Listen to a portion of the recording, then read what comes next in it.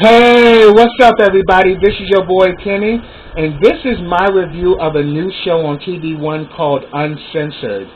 And this show is amazing, and it's pretty much where you kind of get like the full, unadulterated truth by some of your favorite artists and icons. And this is a really good show. In the very first episode, they did on Tiffany Haddish, and I am so glad that they did because she is such a phenomenal talent, and she's literally taken the world by storm. But yet she had a rough upbringing, and yet she literally went from the hood to Hollywood, and she just has an amazing story. I mean, she pretty much has her autobiography. She's had a groundbreaking performance in the movie Girls Trip. I will not lie, she had me crying because I was laughing so hard throughout that movie. And not only that, she made history as being the first black woman to host SNL. So she is really breaking ground in Hollywood. And I even remember when she used to be on The Loving You Was Wrong. And I loved her character on that show. As a matter of fact, it ain't been the same since she left. I'm just saying. But yeah, I was so glad that they, did this showcase on her because, I've heard a lot about her, about her past. I definitely remember seeing her on Def Comedy Jam. So I've been familiar with Tiffany Haddish for a while, but I didn't really know much about her background until she did this episode because I hadn't read her autobiography yet. But definitely this is some things that she talks about. And she really talks about, growing up in South Central LA, being put in foster care because her mother was schizophrenic, and, her and her mother pretty much had this very turbulent relationship. And, it was like she said that there's times she wanted to hug her mother, but her mother always wanted to fight her.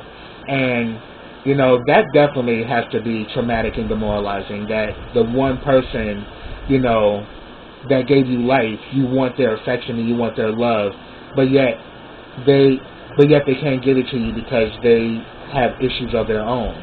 But you definitely saw in this episode she was very emotional because she really had a rough journey, but yet she's still standing. So it shows a testament of her strength and also shows a testament of her power.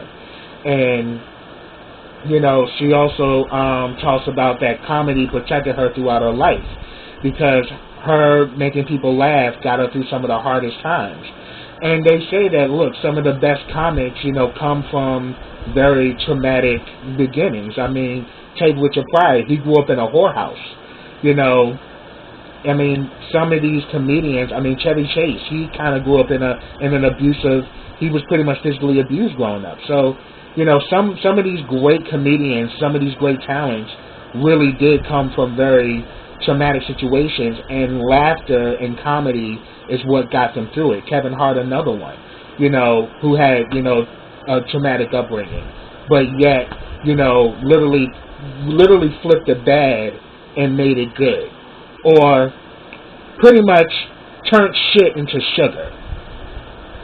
I think that's the best way to describe that. And like these great comedians are the masters of it.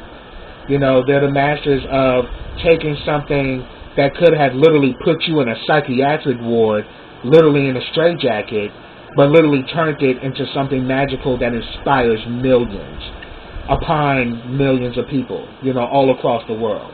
Because comedians are known globally, and the fact that she's having such this great impact, I'm really proud of this woman. I mean, she's definitely become a role model and somebody that I look to because in this episode, you really see her philosophy and how she thinks.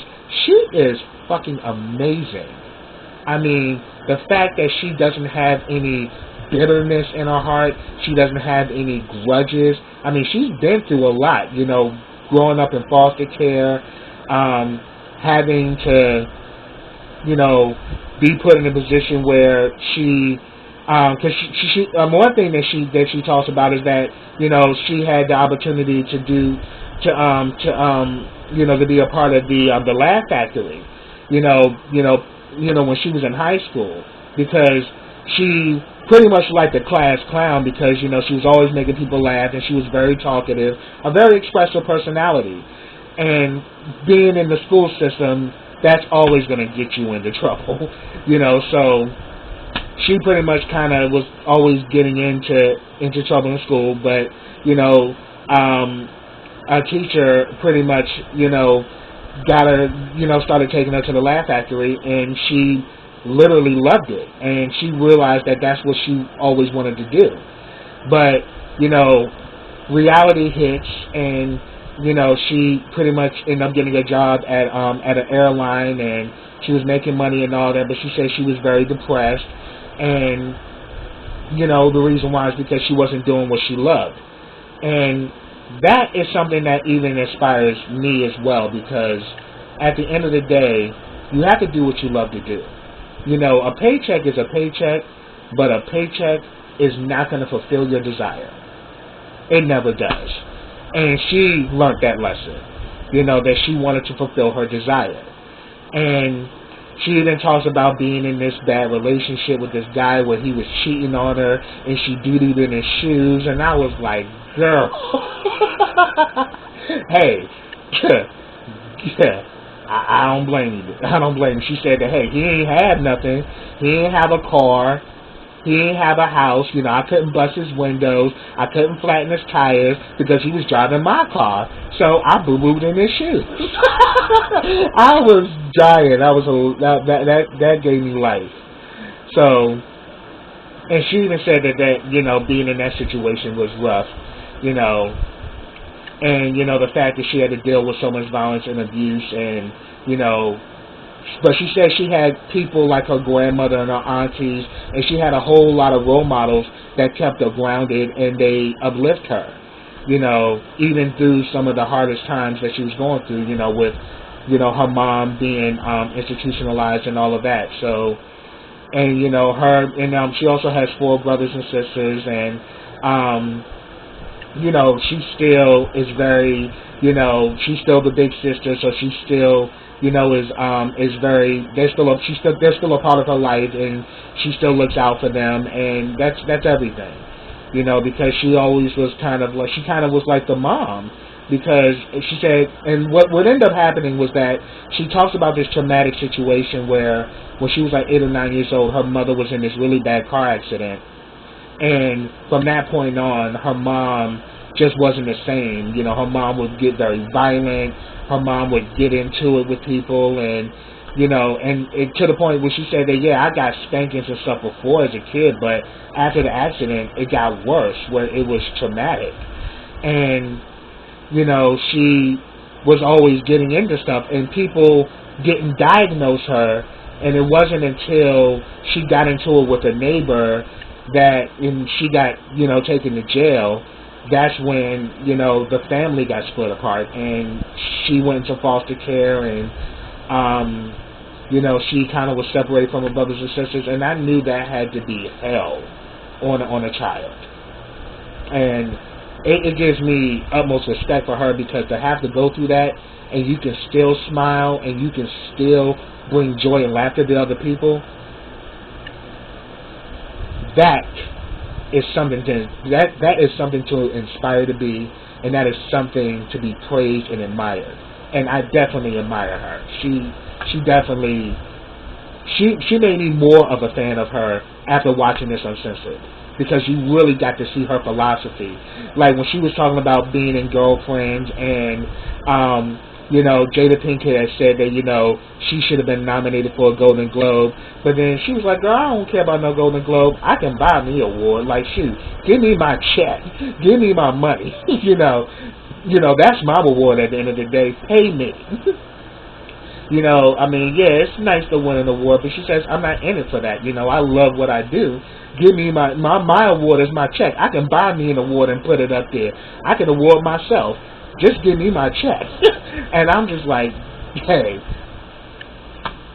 utmost respect. Just a great humilic way to look at that situation. Like, look, I'm not going to get bent out of shape because I didn't win an award. you know, I'm gonna keep it moving because I love what I do, and that's I mean, there's no diss to Jada Pinkett Smith, but I'm just saying that her to have that state of mind to say that, man, I don't care if they don't nominate me for nothing, as long as they pay me, as long as them checks and them zeros are right, we good. I mean, how can you not respect that? And she definitely says that Jada Pinkett Smith is one of her big influences. She's like a big sister to her, and she helps keep her grounded. So yeah, shout out to Jada Pinkett Smith. That's real, because Jada Pinkett Smith definitely holds her black sisters up, and definitely must respect, from me to her. So. And they even talk about when she got the role and everything, and how she really had to fight for this role. She auditioned 4 times. The one time she had an audition on Skype, and he said that her personality is what made her. That is where he said that she's Dina. And Dina was the craziest one out of the girls. She was the most outspoken. She was the most real. She was the most crazy. She was the most turned up. She was just everything, and man, did she deliver. Because every scene she was in, and that was groundbreaking, because she's standing next to Queen Latifah. She's standing next to Jada Pinkett Smith. She's standing next to Regina Hall. She's now in these leagues of these, of pretty much of the A-list of Black Hollywood. And she's right there with them, holding her own. So yes, she deserves everything, and she even says that doing comedy, and once she's decided that she's going to pursue comedy, as a career, she's going to really invest into it. She had talked about, that she'd been sexually harassed, and she said, hell, I did a little bit of sexual harassment my damn self. But she said that, yeah, there would be guys who'd be like, oh yeah, I like your comedy, won't you come up to my room so we can kind of work on some comedy routines. And she's like, man, I ain't going to your damn room. But she said that, yeah, she would get proposition, but she would never go down that line. And then he said that, look, you will never hear no stories that Tiffany Haddish had to go to bed with somebody to get it. And he said that they do say that, they lying. Because she don't play that. She earned everything. Nothing was handed to her. She earned where she is. She didn't have to sleep her way to get to the top. She earned her position. And that's highly respected.